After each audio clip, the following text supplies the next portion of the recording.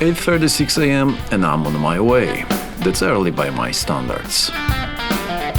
Even during the day, it was hard to see the campsite that the police directed me to the previous evening, so I don't know if it was the spot I stopped at or it simply doesn't exist.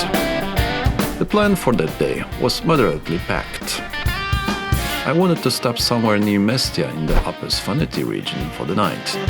On the way, I wanted to see the ruins of Nakalakevi fortress and buy a fuse. The fuse, as it usually happened with fuses, appeared on the list of plans quite unexpectedly. On the way, when I wanted to air up the rear suspension bags, it turned out that the compressors weren't turning on. I had checked them before leaving and they were working. In the morning, before leaving the spot, I did a quick check and of course it turned out that for some reason the fuse was blown.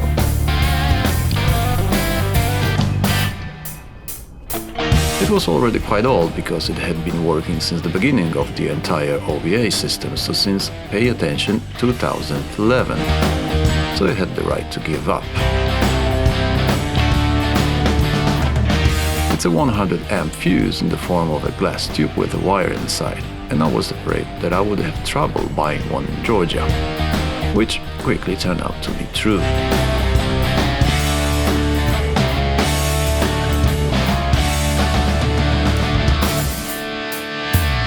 I visited several such places along the way. It quickly turned out that I definitely wouldn't get it at gas station shops. However, I hoped that I would be able to buy it in one of the many roadside mechanical workshops, of which I passed a lot at every turn, so they became my goal. I prepared for the purchases in advance while driving. But by previous experience using Google Translate, I prepared a few questions in Russian so as not to stress the sellers too much. In general, the list of questions was simple. First, showing them a blown fuse, the question whether they have one, and if not, whether they have another 100 apps one and a holder for it. That's it, quite easy to learn.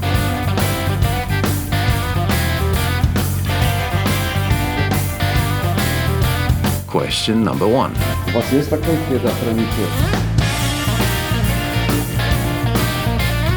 Time for question number 2. Другой 100 ампера и корпус на него?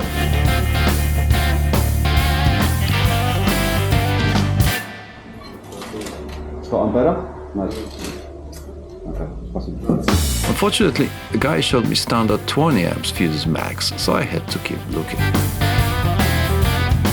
I had several such visits along the way. In each workshop I was sent away empty-handed, so I quickly realized that I had no chance of getting this fuse here. I already had a replacement place in my head, two in fact. One was a plan that would require perhaps a slight modification of the installation to replace this fuse with another 100 amps, which I had as a replacement for other systems. And the other was a solution that was once used in field conditions. That is, to wire up the one I have. I decided to leave the decision until I reached a place to spend the night, where I would have time to tinker with it calmly. I didn't plan on entering any advanced terrain requiring high vehicle stability until tomorrow, so there was no need to rush. I decided not to waste any more time and set off without any breaks to Nakalakevi.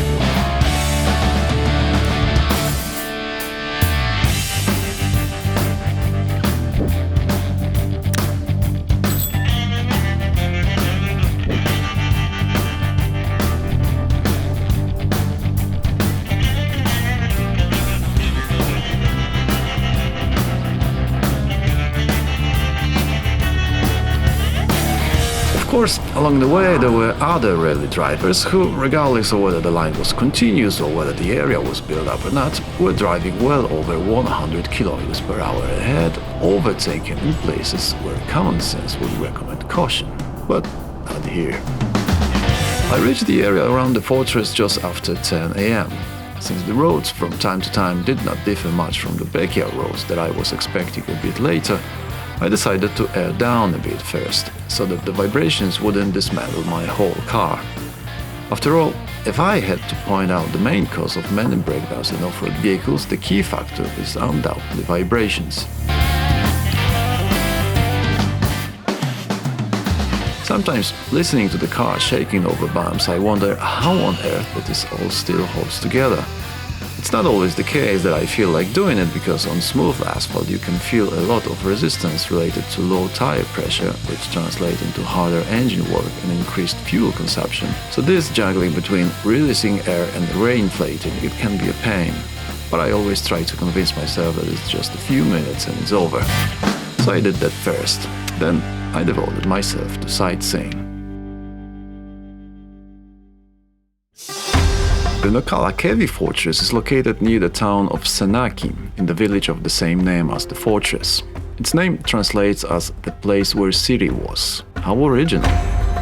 The age of the city is not precisely known, but excavations have revealed solid stone buildings dating from the 4th to 6th centuries Anno Domini, but beneath these layers from the late Roman period there is evidence of several earlier phases of occupation and abandonment dating from the 8th to 2nd centuries BC.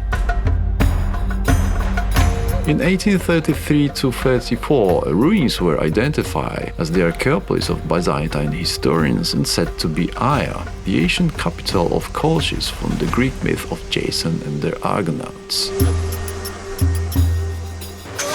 Of the ancient city located in a loop of the Tekuri River, the ruins of the lower city and citadel have survived to this day. The lower city is bordered by the river to the south and west and by a steep slope to the north. At the top of this ridge is a citadel with beautiful views over the plain. On the eastern side of the lower city, unprotected by nature, a very strong fortification system was built, which has no analogy in the Caucasus. Historically, the city was the capital of the Georgian kingdom of Lazica until 737, when it was destroyed by the Arab commander Marwan ibn Mahmud, called Marwan the Deaf, referring to his ignorance in begging for mercy and sparing the lives of the defeated.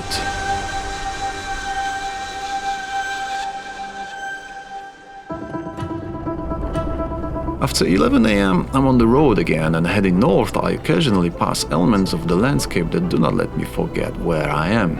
Abandoned ruins, evidence of the not so long ago Russian aggression against this country, ubiquitous cows freely moving along the entire width of the road, small villages and towns combining architectural elements of communist settlements with modern development, and of course, ignorance of the rules on the road.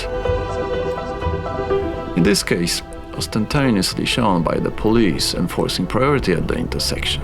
But that is the charm of Georgia. Undoubtedly, one of these elements with the local character are cemeteries.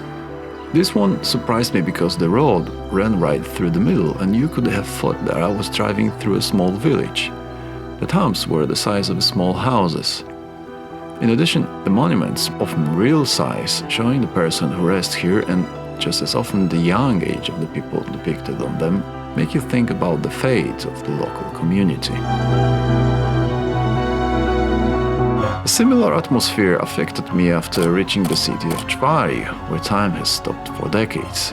The photos shown were from a decade ago, and you can easily think I took them now. The abandoned industrial buildings in Tvari that include unused factories, warehouses and worker accommodations are largely associated with the construction site of the nearby hydroelectric power plant built in the Soviet area. However, after the collapse of the Soviet Union, many industrial projects in the region were either halted or abandoned, leaving behind empty structures and facilities. These ruins are now a stark reminder of the region's industrial past and the impact of political and economic changes following the Soviet Union's dissolution.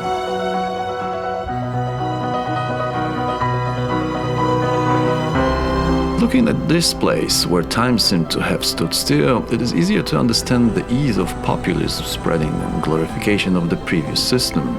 Relatively recently, thousands of people had jobs here, and the area was probably bustling with life.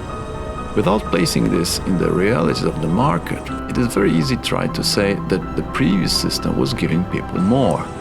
Those who can't find a place in new reality, not being able to follow this fast-changing world, must be looking back with a great amount of tenderness.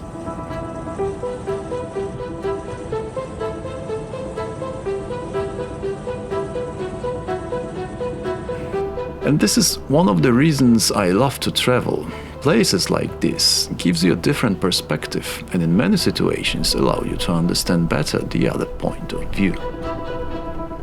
Leaving this place with such thoughts, the funeral that I encountered seemed to be a kind of clasp that closed these observations, a perfect allegory of this dying place.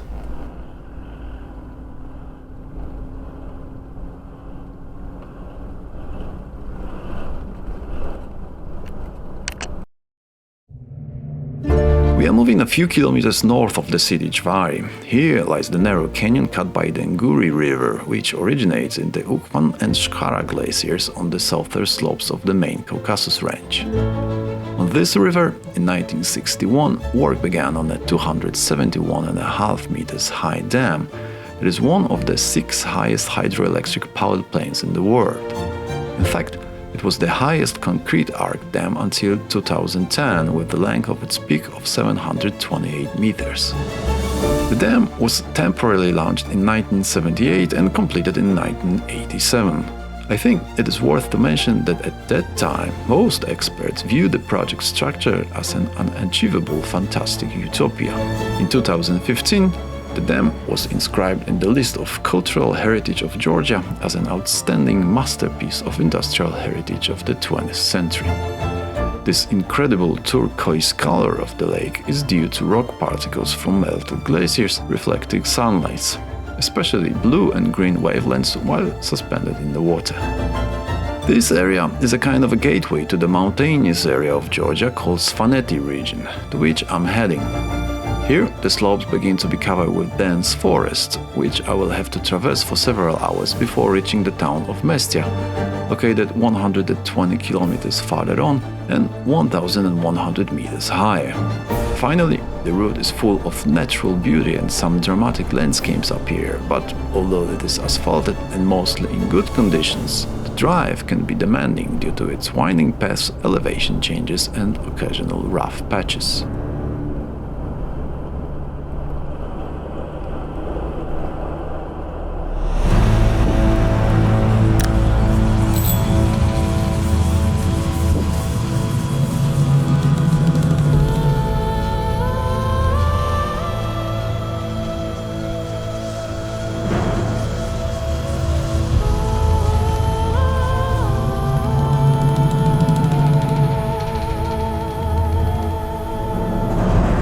Georgia is full of Soviet remnants.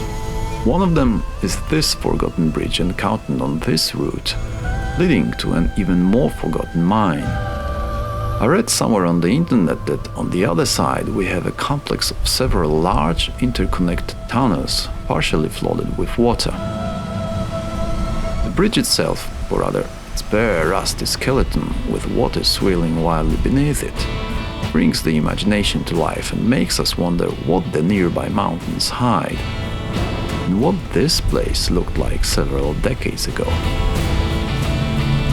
Undoubtedly, at what time it must have been a very busy crossing. Now, taking steps on it with a strong wind and water churning underneath made you feel dizzy. But this structure, somehow blended in the surroundings, had some magical element that attracted me and made me want to stop here for a moment, before I started covering the next kilometers towards Mestia.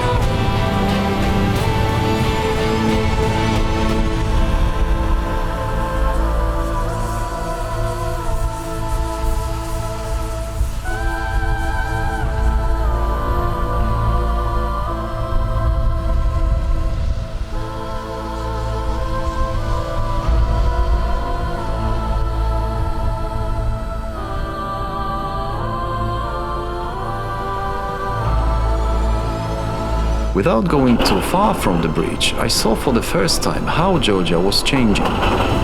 Now I was moving on an elegant asphalt road, and 9 years ago it looked like this.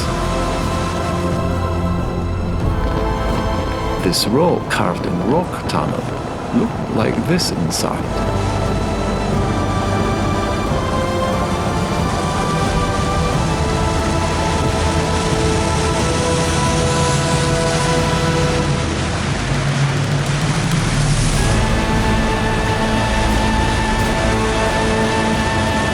now a modern flat roadway runs through it.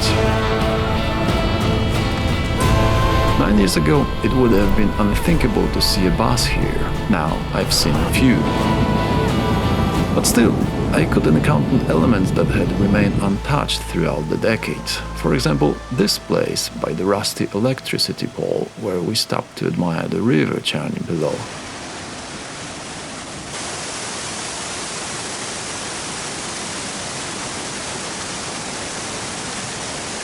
And this time, it was just as sinister and wild as in 2015.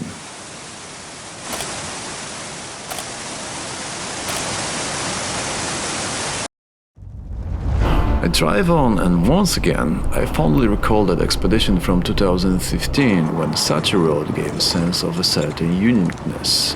The harsher the conditions, the greater the feeling that we are starting a new adventure. After all, the harder it is to get somewhere, the greater the chance of experiencing something special. And definitely there will not be crowds, which in my opinion always takes away half of the charm of the place we discover. But now, a straight thread of black asphalt makes me feel disappointed. I didn't cover 4,000 kilometers to climb a trail that is literally accessible to everyone. But yes, I know. It's an inseparable part of the civilization progress, which has also got here. And for the local community, it is probably a blessing. Easier access means fewer difficulties, easier supplies, development of tourism, and thus a chance for greater prosperity and simply an easier life at a better level than before. At least for some.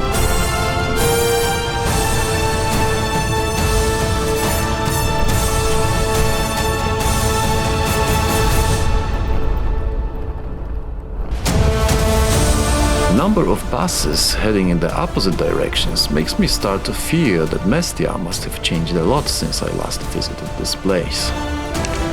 Only the cows walking freely on the road give me hope that the progress is not as significant as I might think. And after entering the town, which used to consist of separate hamlets, the remnants of the old ancestral structure of the Svan settlements, luckily I do not encounter crowds and too many buildings that do not fit the character of the place, which are often symbols of the transformation of post-communist areas. So I happily stop for a decent dinner, look at the city, which is already slowly starting to sink into the semi-darkness of the quickly approaching evening from above, and check the map for directions to the glacier area, under which I plan to stop for the night. At first, everything went according to plan. It was still bright enough to find a suitable spot. The road seemed to lead away from human settlements. Nothing could be seen behind me or in front of me, except for the grey thread of gravel, and the view of high massif in front of me filled me with optimism. So I continued driving toward the Kaladi Glacier. However, after about 3 kilometers, I noticed something that looked like building.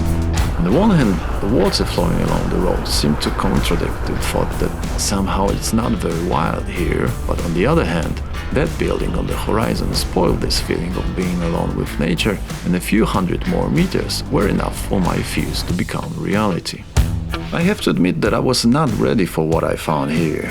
The number of cars, and on top of that, parked in a typical Georgian way, that means without respect for the space of others, was ridiculous. They didn't care at all that I was trying to pass and should have pulled over to the side if they wanted to chat. But no, why?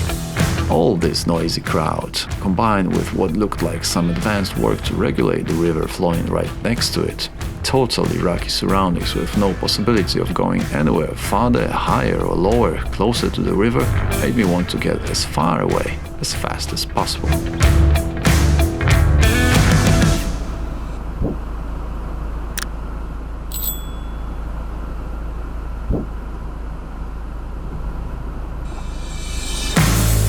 I needed a moment to check my options. I had planned less than 100 kilometers for the next day. It wasn't far to Uzhguli, which I wanted to see during the day, but the sky turning purple, giving the water flowing along the road a bloody color, reminded me that it would soon be pitch black, and I didn't want to look for a place and camp after dark. And that would definitely happen if I had to go back to Mestia to get the road leading to Uzhguli. In addition, The driving style of the locals, who have to overtake you at all costs, made me want to get off this road as quickly as possible. So as soon as I saw the possibility of turning right, a path leading through something like a flawed embankment, I decided to take advantage of the opportunity and headed towards the river, hoping to find a convenient spot where I could spend the night in relative peace. And if it turned out that I had access to water, it would be wonderful.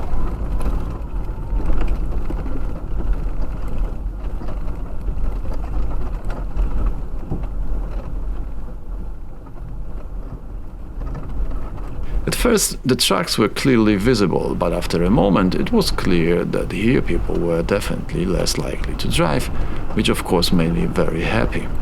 I decided to drive even deeper into the dwarf thicket, and having reached a place where surely no one drives anymore, and having wandered around for a while to find the most suitable spot, I stopped at something that looked like a small stream. The river was roaring a bit farther on, but its stony bank and fairly deep bed made it impossible to get close enough to reach it with water hoses. But as it turned out, it was completely unnecessary, because this stream was enough for me to finally take a good bath after more than 4 days. And believe me, my head needed it so much. In the third episode of this series, I will finally show you the Georgia that I came back for. In the meantime, I invite you to the world of virtual reality, where you can drive with me through Uzhguli and feel the atmosphere of the camp under the glacier, which allowed me to recharge my batteries before further exploration of this fascinating country.